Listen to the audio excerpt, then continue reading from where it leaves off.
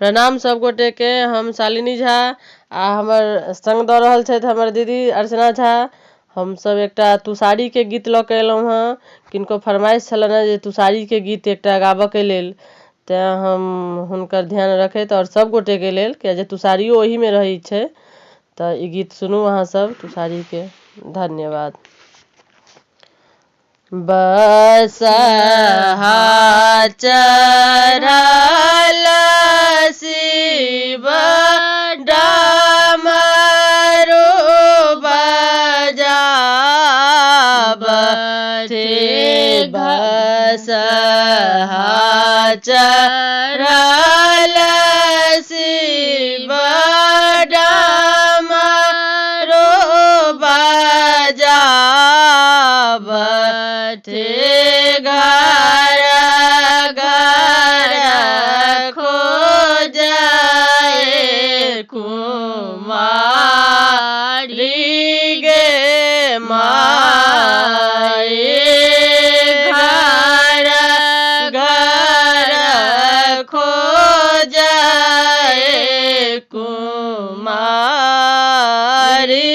गे माए, गाम पश्चिमाए कबसती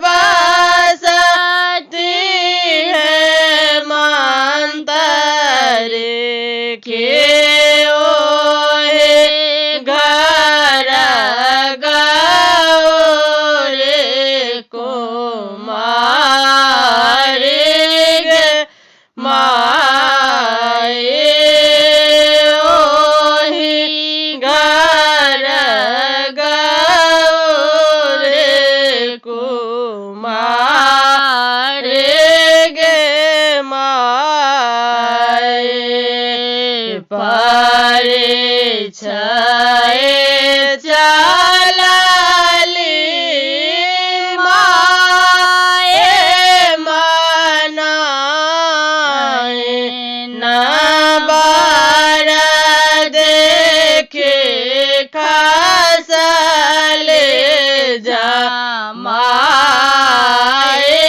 गे माए, बर देखे खसले जमाए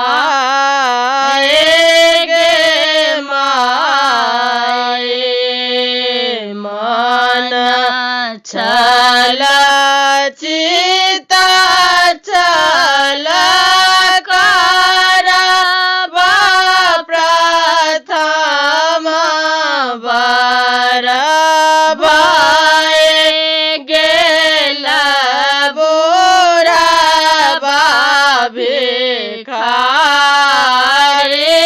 गे माए, भए गेल बुढ़बा भिखारी